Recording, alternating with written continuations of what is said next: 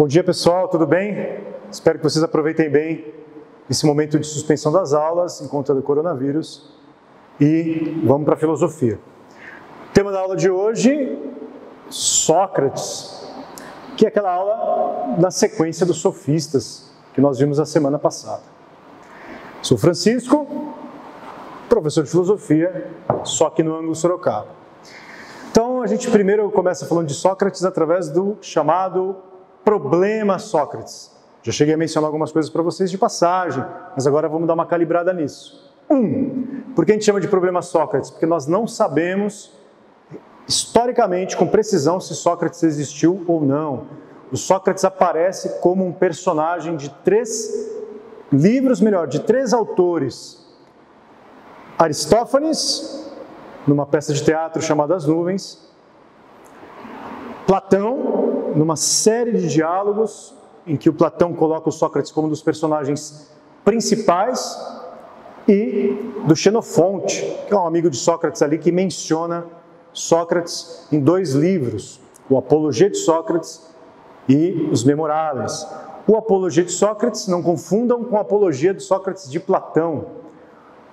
A filosofia propriamente de Sócrates está registrada nas obras do Platão. Como nós já vimos, foram escritas posteriormente à morte de Sócrates.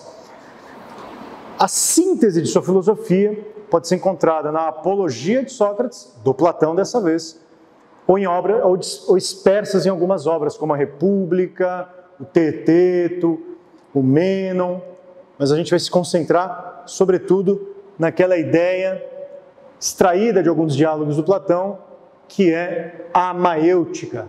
Sócrates é o criador do método. Pela primeira vez, a filosofia tomando consciência de que ela deveria se direcionar metodologicamente para uma pergunta específica, para uma indagação própria. O Sócrates chama maêutica porque a maêutica é a ideia de parteira, aquela que ficou velha e não pode mais dar filhos, mas ajudará as mulheres a gestarem o seu filho e a parirem o seu filho.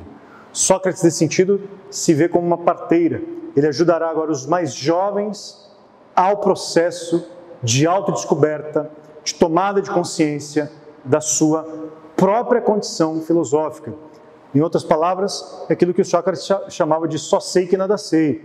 Quer dizer, eu suspendo o meu conhecimento, as minhas opiniões, para entrar num processo de busca do verdadeiro conhecimento. Se eu suspendo as minhas opiniões para buscar um processo de verdadeiro conhecimento, a gente tem que lembrar que a filosofia se marcará, se caracterizará neste período como um modo de vida, e um modo de vida dialógico, de confronto, de diálogo. E os interlocutores do Sócrates, portanto, serão os sofistas, que ao contrário da maêutica, que ao contrário do só sei que nada sei, assumem a posição de que agora sabem alguma coisa e defenderão a qualquer custo. A filosofia dos sofistas, nós já vimos, é marcada pelo relativismo. Então, do que consiste a maêutica? A maêutica consiste aí, num primeiro momento, tem alguns momentos da maêutica, no primeiro momento, a exortação, o convite à filosofia. Em grego, para você ser convidado à filosofia, você deve estar em escolé, quer dizer, no estado de ócio, não estar fazendo nada. Isso mesmo, a origem da palavra escola, o ócio, mas o ócio criativo, aquele ócio que você não está ali trabalhando, fazendo alguma coisa, você está preparado espiritualmente para a conversa filosófica.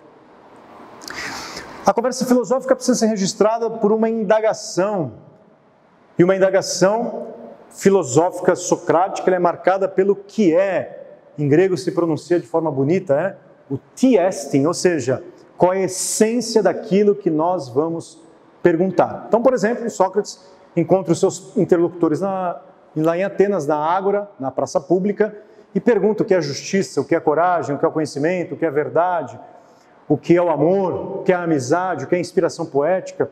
Os temas decorrentes ali de Atenas antiga, aqueles temas que circulavam na cidade, aquilo que as pessoas debatiam publicamente. Tá, o que é a justiça? O que é a beleza? O que o Sócrates está perguntando? Qual é a essência da coisa? O que ela efetivamente é? O seu conteúdo mais genuíno e não uma mera opinião. Então, quando você dá uma mera opinião para o filósofo, ele vai entrar num processo de ironia, ou seja, o chamado de processo de refutação. A refutação é você quebrar o seu interlocutor, né? Então, a ironia é o jeitão do Sócrates filosofar, quebrando, refutando uma opinião aparente, ou seja, um conhecimento que é meramente aparente. Em grego, conhecimento aparente é a doxa. Isso mesmo, a palavra ortodoxa, por exemplo, é a reta opinião. Aqui, doxa nada mais é do que um conhecimento particular, meu conhecimento, que no debate filosófico será quebrado pela postura irônica do Sócrates. Bom, mas o Sócrates, o seu jeito de filosofar, levará o interlocutor a perceber que o seu estado aparente de conhecimento é um estado que não tem fundamento, né? Ou seja, um conhecimento sem fundamento, conduzindo assim todo o processo de opinião, né? Aquela defender uma opinião, a um impasse. Aquele que dizia saber toma consciência de que nada sabe. A gente chama em grego de aporia, levar aquele que tem uma opinião firme a um beco sem saída. Ou seja, a perceber que estava errado, de que não sabia nada. O significado de não saber nada aqui, ele é muito especial em filosofia, porque ele marca a superação do relativismo, de um conhecimento que não se resolve mais na sua opinião, mas um conhecimento agora que se abre para a busca da verdade, de um conhecimento verdadeiro, ou seja, universal e necessário, que em grego se dá na palavra, né, no termo episteme. Resumindo, por fim, em suma, a filosofia socrática é uma filosofia que pretende, mediado pelo diálogo maêutico, conduzir o interlocutor a quebrar a sua arrogância fatal de uma opinião que se acha verdadeira para o encontro da episteme. O que significa isso em linhas gerais? Que o Sócrates será antissofista, circulará entre os sofistas, mas sua filosofia é a porta de entrada para a verdadeira experiência de vida filosófica, aquela que busca, acima de tudo, não a opinião, mas a verdade. Muito obrigado, tenha uma excelente semana.